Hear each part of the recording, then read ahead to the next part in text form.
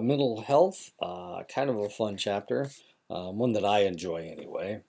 So let's go ahead and get started. Maybe. Here we go. Okay, there's the first page, and there's the first page.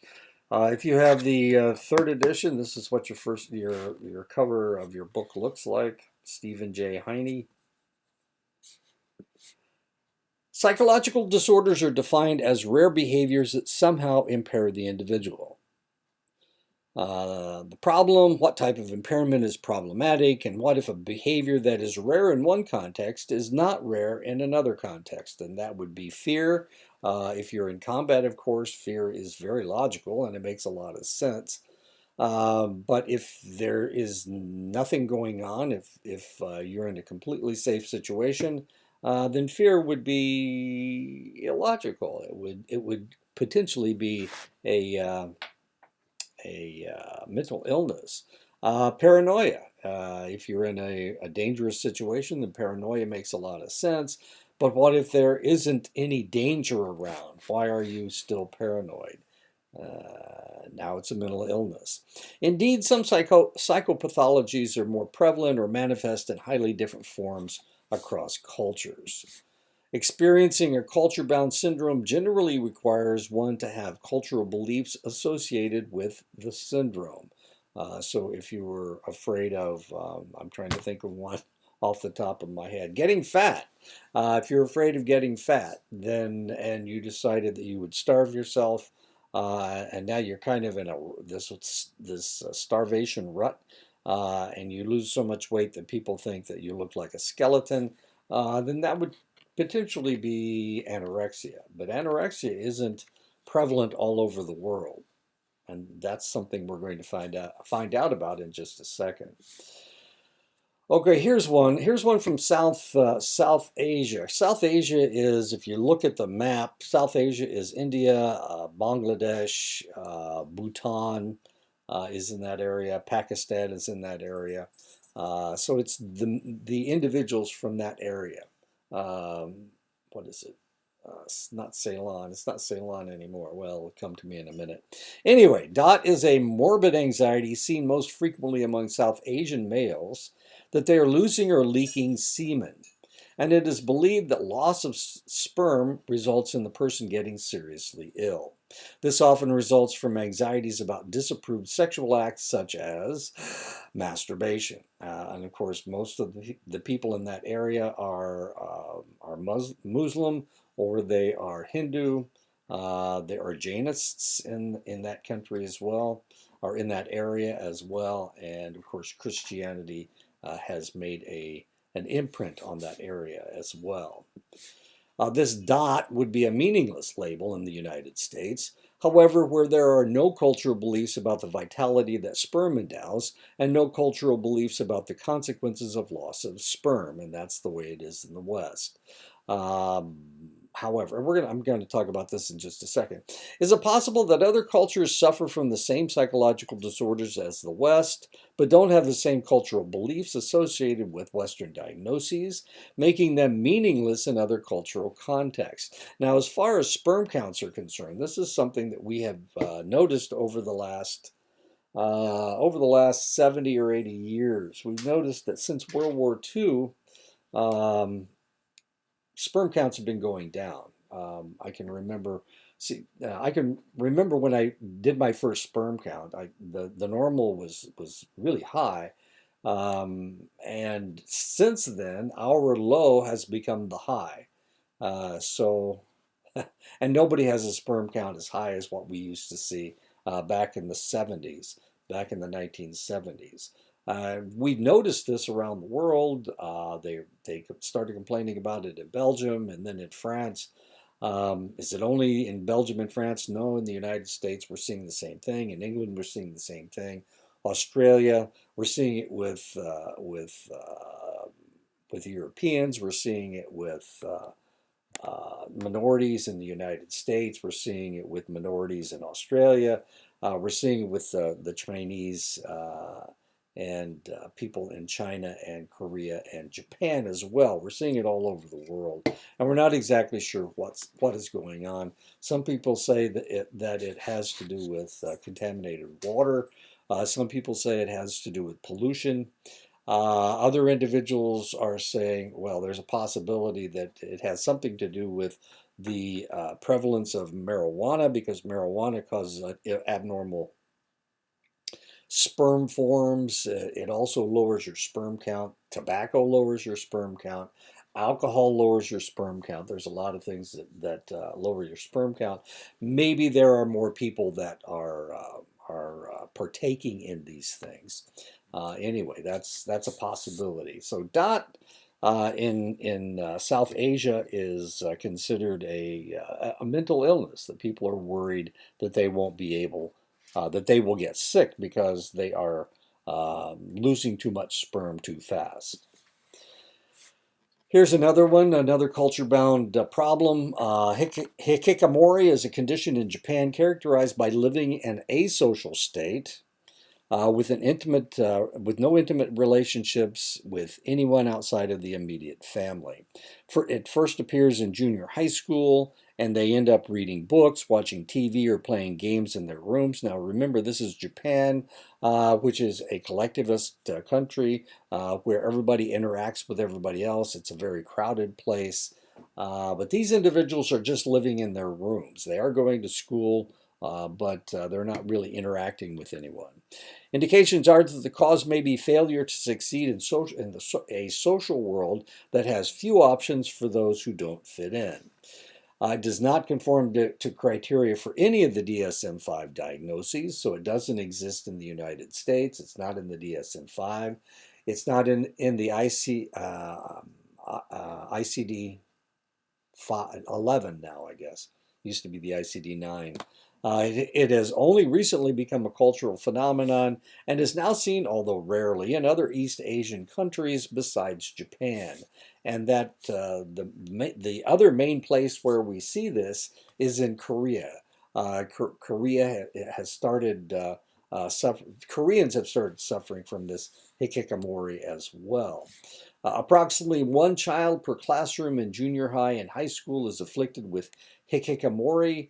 Largely non-existent in pre-war Japan, but it is uncommon in other cultures, and now we see it in Japan fairly readily. And this is, and this looks awfully crowded, as if she's a hoarder. The reality is that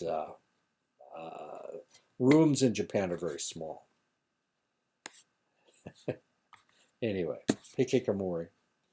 I typed in hikikomori, and this is one of the pictures that came up. Bulimia nervosa, bulimia, uncontrollable binge eating. The individual then takes inappropriate measures to prevent weight gain, such as vomiting or laxatives or excessive exercise.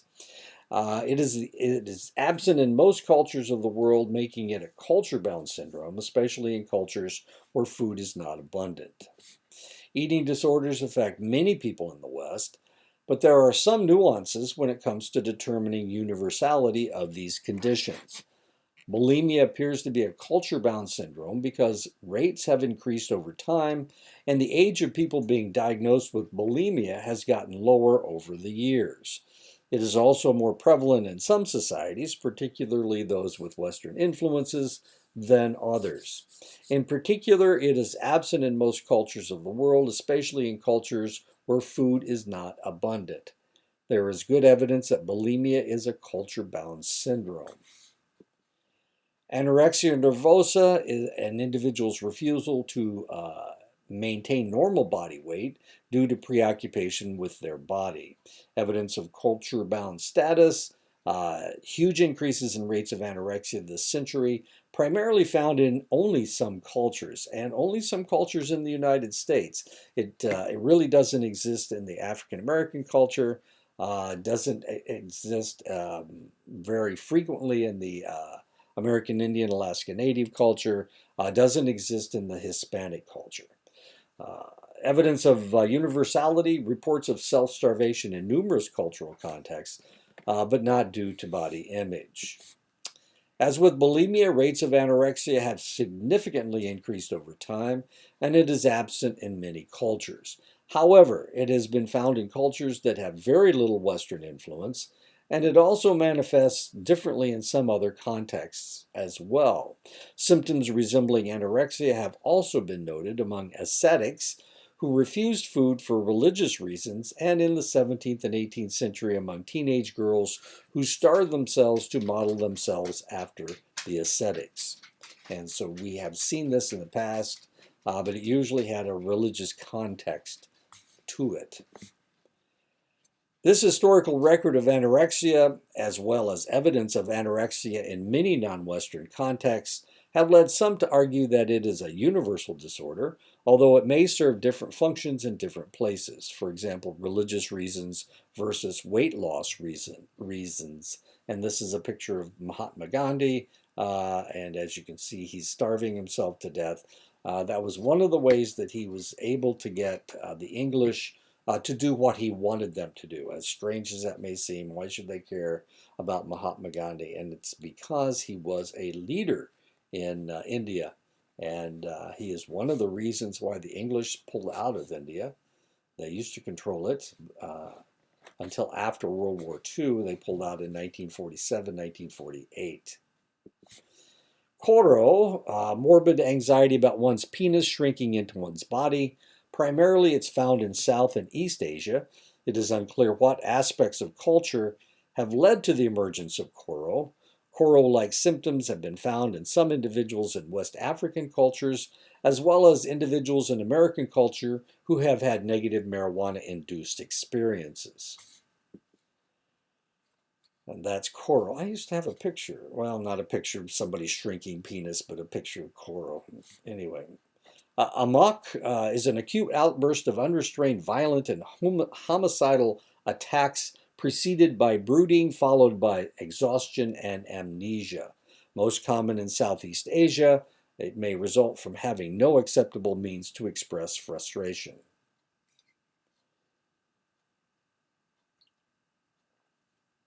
And now we know where the term running amok comes from. Hysteria is a commonly diagnosed condition in the 19th century Europe among women. Symptoms include temporary blindness, insomnia, fainting, and loss of appetite for food and sex. Rates of hysteria diagnosis dropped dramatically in the early 20th century. Some think this is due to its being replaced by other diagnostic categories, while others think that it was associated with repressive Victorian cultural norms, especially repressive sexual norms. And those of you who have studied or at least read Freud know that that a lot of his diagnoses had to do with hysteria, with sexual repression. And so if you read Freud from that perspective, it's a lot easier to accept what he has to say. Phrygophobia is a morbid fear of catching cold. It's found largely in China. People avoid cold air, eating cold food, dressed with several layers to stay warm. This disorder has been linked to other psychological disorders, such as hypochondriasis and obsessive compulsive disorder. Phrygophobia. Phrygophobia may be culturally linked to Koro, where the disorder causes male sufferers to feel that their penis is retracting into the body due to an insufficiency of male element, or yang. Male phrygophobia sufferers correlate coldness with an overabundance of female element, or yin. And this is actually that's actually ice, an icicle that is formed in the shape of almost in the shape of a human. Anyway, so those of us who are aware of these things understand that in the cold, penises do shrink because they're trying to stay warm. And they do that by getting as close to the body as they possibly can. So there you go. Phrygophobia and Koro may be linked. Susto, a frightening condition in which a person thinks their soul has been caused to become dislodged from their body, causing a variety of physical and psychological symptoms. It is primarily found in Latin America. Susto, their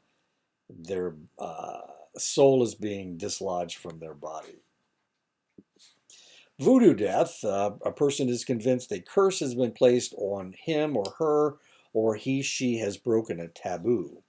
Results in severe fear reaction, which may lead to death. It's mostly found in Africa and in the areas like in the Caribbean region, including New Orleans. New Orleans there is a degree of belief in voodoo in New Orleans as well. Lata is a transient dissociated state brought on by a startling event, followed by engaging in cultural inappropriate behavior, after which the person has no memory of the episode. It's found primarily in Southeast Asia, but also in Siberia and amongst the Ainu in Japan. So if they get startled, they do something inappropriate, like punch somebody. In this case, she's yelling, I think. Malgri is a concern that one has been invaded by a totemic spirit that makes them sick, tired, and drowsy because they entered the sea or a new territory without having engaged in the appropriate ceremonial rituals. It's identified among Aboriginal Australians. Malgri. Agonius is an anxiety disorder that includes a burning sensation, loss of breath, and sleeping, among other symptoms. Primarily, it's found in Portugal and the Azores. And of course, if you know anything about the Azores, they are owned by Portugal. Kufungus sisa is anxiety and somatic problems associated with mental exhaustion stemming from too much thinking, primarily found in Africa, Caribbean, among select Native Americans and East Asians. You know too much. Kumfungisisa. And this is actually a picture. I typed that into the computer, and this is the picture that came up. Attacks des nervois, feeling palpitations, numbness, and a rising heat sensation during emotionally charged situations such as funerals. It has been found in Puerto Rico. Universal syndromes highlight the biological basis of these psychopathologies. Still, prevalence and manifestations of these disorders may differ across cultures. The DSM-5 major depressive disorder diagnosed given 5 of the following 9 symptoms: depressed mood, inability to feel pleasure, change in weight or appetite, sleep problems, psychomotor change, fatigue or loss of energy, feeling worthless or guilty, poor concentration, and suicidality. So in order to be diagnosed, you need to have 5 of these 9 symptoms. MDD has been found in all cultures that people have studied. Prevalence rates appear to vary. Depression prevalence rates vary in the United States based on diagnostic criteria. The rate in China is about 1/5 that observed in the West. One proposed rationale for this is due to 2 different manifestations of symptoms. Somatization, symptoms are primarily physiological, such as loss of appetite. Psychologicization, symptoms are primarily psychological, such as depressed mood. So it all depends on the way you look at major depressive disorder. Many Chinese psychiatric patients are diagnosed with neurasthenia. Neurasthenia is poor appetite, headaches, insomnia, and inability to concentrate. Neurasthenia was dropped from the DSM because symptoms were more physiological than psychological. Some have argued that most Chinese neurasthenia actually qualify for depression, even if only 9% of them report feeling depressed. Now you, one of the things you're going to have to learn when you study psychology, you get two psychologists in a room and you probably get a disagreement. If you have five psychologists in a room, you get five different ways of looking at something. Agreement is not something that we see, and this is one of the reasons why the APA and the American Psychiatric Association have tried to come up with general criteria that we can use. Now, this is an argument, obviously, major depressive disorder. This is an argument between Chinese psychologists and Western psychologists, and of course, which one is right? Well, in China, the physiological aspects are more important. In the United States, the psychological aspects are more important. And you're going to see this a lot. Um, yeah, it's we we used to have a cognitive psychologist who was really kind of interesting.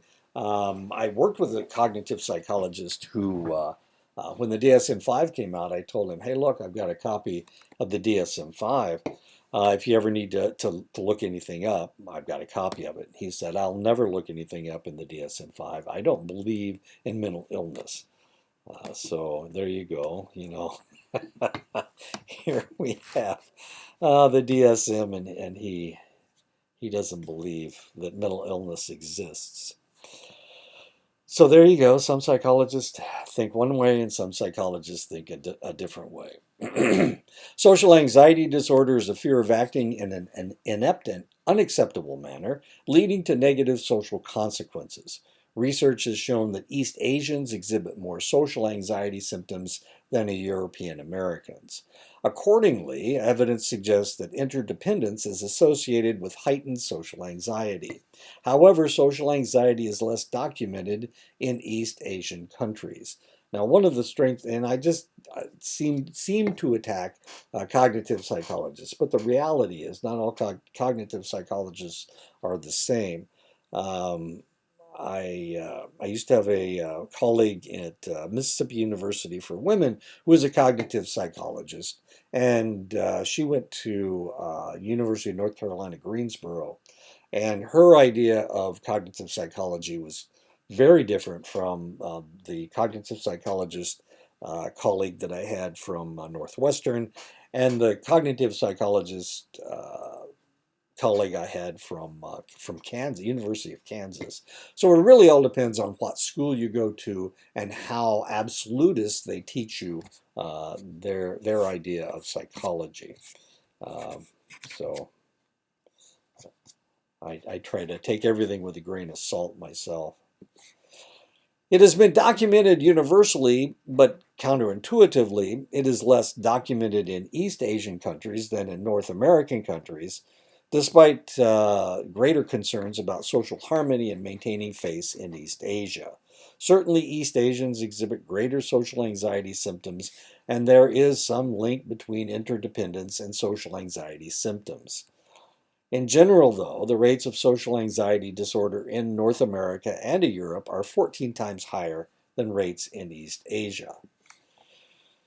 The paradox between East Asians experiencing more symptoms but not meeting clinical criteria for social anxiety disorder may be due to differences in what behaviors are considered culturally normative. In Western cultures, the norm is for people to be extroverted. In East Asian cultures, the norm is for people to be introverted. So that's the cultural norm. If people in East Asia are more introverted, then you're going to see different, you're going to interpret social anxiety completely differently than you are in a Western culture where people are more extroverted. That's not to say that social anxieties do not become problems in East Asian cultures.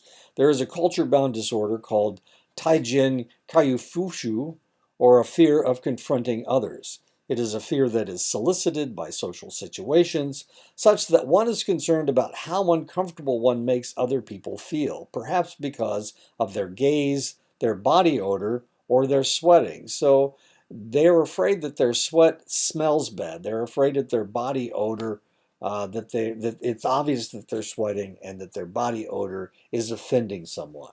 or that they're looking too long at somebody. It is similar to social anxiety disorder because it is effectively treated using the same antidepressant as is used to treat social anxiety disorder. It has thus far been limited to Japan, China, and South Korea. In the United States, we rarely have a problem with our body odor or the fact that we are sweating or the fact that we think that we are gazing too long at somebody. But this is not an uncommon problem in East Asia, Japan, China, and South Korea. Kayu Fushu. Suicide rates vary dramatically around the world. Eastern Europe tends to have the highest rates. Muslim nations tend to have the lowest rates. Suicide rates also vary depending on one's age, with the elderly generally being more likely to commit suicide in most cultures. There is a special case in Micronesia in which there is a spike in the adolescent age group. This started primarily in the 1970s when a spate of suicides occurred among adolescent men over seemingly trivial problems, with no obvious psychological issues to begin with. These suicides were also restricted to specific islands, particularly the suburban regions of those islands.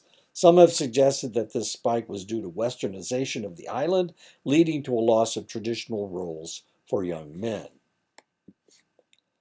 And this is what we're looking. Oh, this is Micronesia. This is the spike we were talking about right here. Hungary has one of the highest suicide rates. This is Japan. The Japanese have a really strict educational system, and if you do not pass your entrance exams into college, then a lot of not a lot. They have a higher suicide rate for those individuals. And this is Micronesia. Eventually, this is the USA, and of course, look at that right at the bottom at zero. Egypt. Losing connection between one's cultural narrative and modern society, lack of cultural continuity, seems to put people at risk for suicide. Many First Nations bands do not have a strong sense of cultural continuity due to Western colonization. And when I say First Nation people, I'm talking about the the indigenous people of Canada. They refer to there, instead of referring to the Indians or the American Indians, we refer to them in the United States. They call them First Nation people.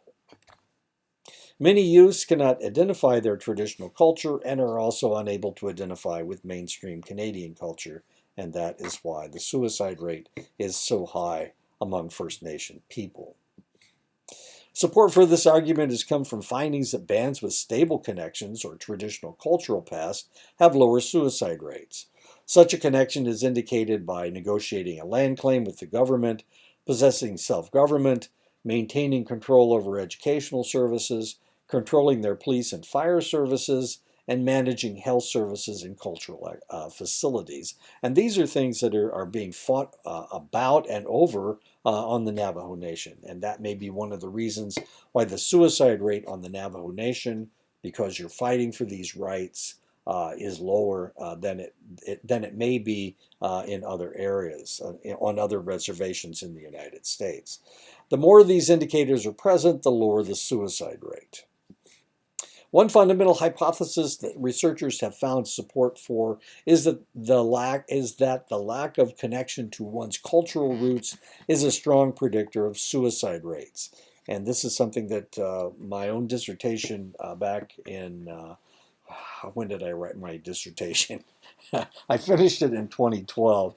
But if you look at it, one of the reasons that I was doing it was to lower the suicide rate on the Fort Belknap Reservation or the Northern Plains area. I was trying to prove that a stronger cultural connection would lessen the probability of suicide.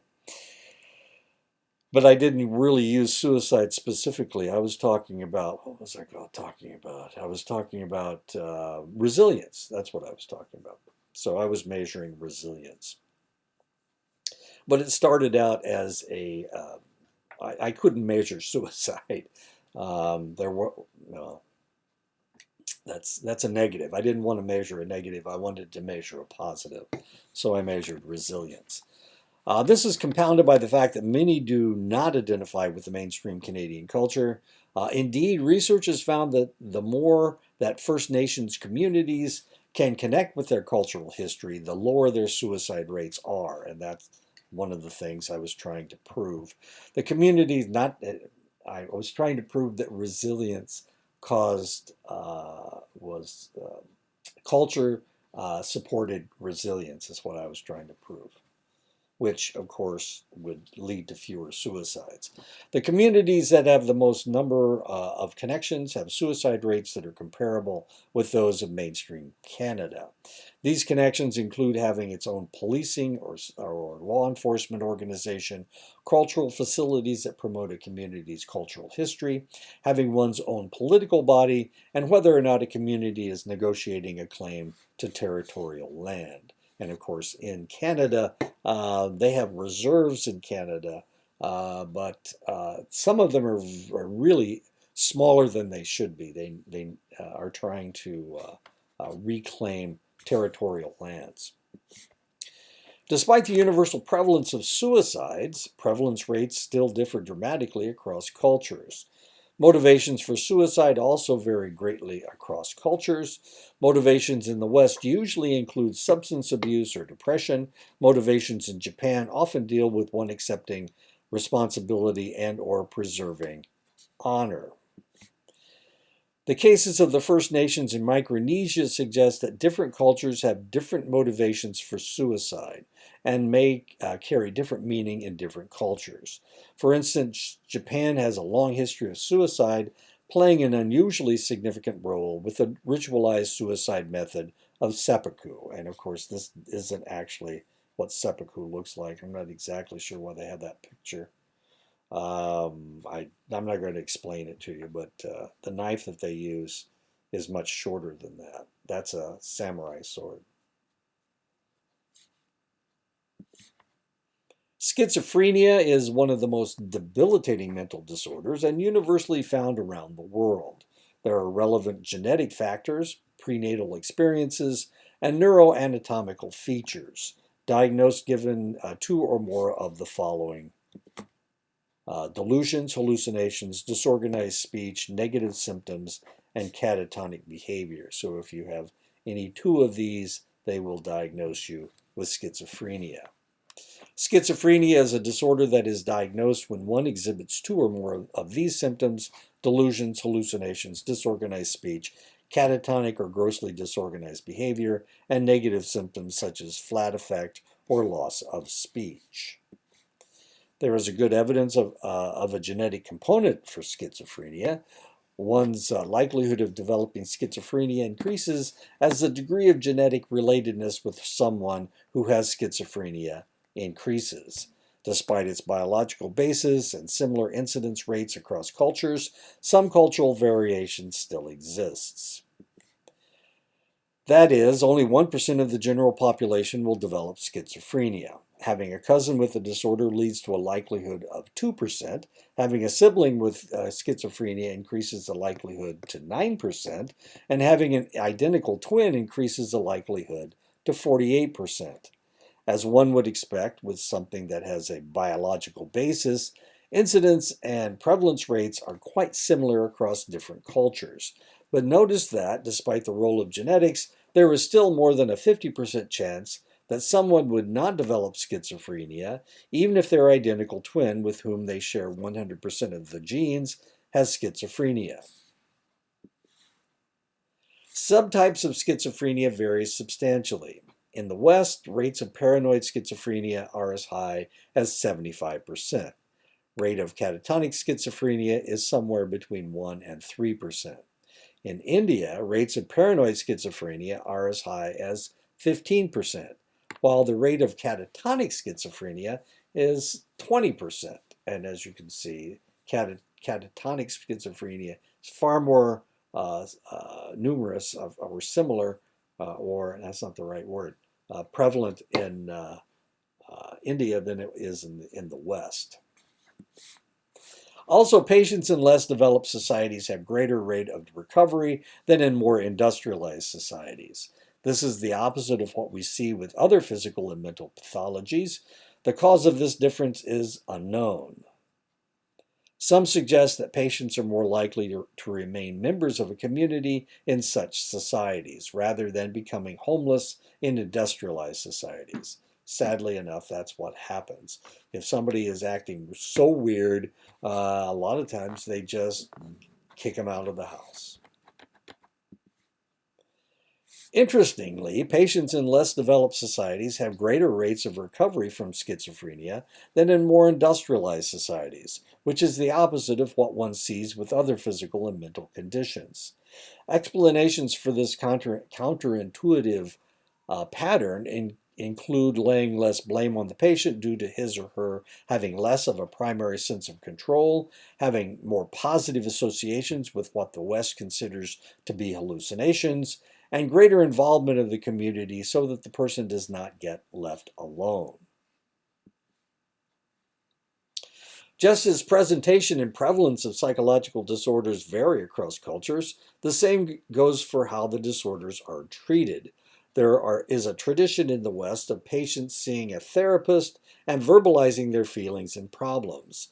Likely rooted in the Western emphasis on self-expression and being in a low-context culture, among many other ideas discussed in this course. There is cultural variation in coping and seeking support. East Asians are less likely than European Americans to actively seek social support. This is due to concerns about how this will disrupt relationships with others. Instead, they rely on implicit social support, reminding themselves of the close relationships that they still have. This may explain why East Asians tend to seek professional mental health treatment less than Westerners do. Because in the East, you have all of these friends and all of these relatives, and in the West, we are more isolated. And because of that, we have to hire our friends and in the form of counselors. Western treatment traditions can be traced back to Freudian times. Psychological problems are best treated by exploring people's memories and experiences. As treatment has extended into modern times, there is an emphasis on understanding the individual, his or her self-discovery, and his or her cognitive biases. Freud thought that psychological problems were best treated by exploring people's memories and experiences because such problems were believed to be rooted in people's conflicts at an unconscious level, and the therapist should then interpret these experiences and memories. Carl Rogers then introduced the client-centered approach, and other biological modes of thought have since been developed as well. But the common thread running through all the different therapy options is the client's ability to engage with the therapist. In contrast to the Western style, two broad categories of treatments can be seen elsewhere. Family-centered, families seen as a key source of a guidance and play an important role in treatment, and spiritualism and religion, construing psychological disorders as a problem with one's spirituality or a relationship with God or gods that went awry. Now, curiously, right after, at the turn of the 20th century, spiritualism was relatively common all over the Western world. And then after World War I, there were a lot of people that lost young men in the trenches, and spiritualism just exploded all over the Western world because they were trying to make contact with their loved ones that were now dead. And this is a picture of some of that spiritualism that existed at that time. You've got a floating table. Theoretically, there's a spirit underneath the table that's holding it up. In other cultures, healing practices are performed very differently. One of the most common practices is the role of families. They share the problems with the individual and also share the stigma and blame associated with whatever mental illness the individual has.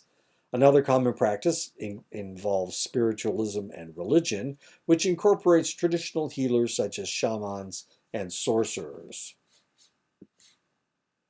Japan also has a couple of unique approaches to psychotherapy that reflect the cultural inclinations of Japan. The two are the two are called Morita therapy and Niken therapy. This is Morita therapy. That's warm volcanic sand. Morita therapy is used to treat depression and anxiety symptoms.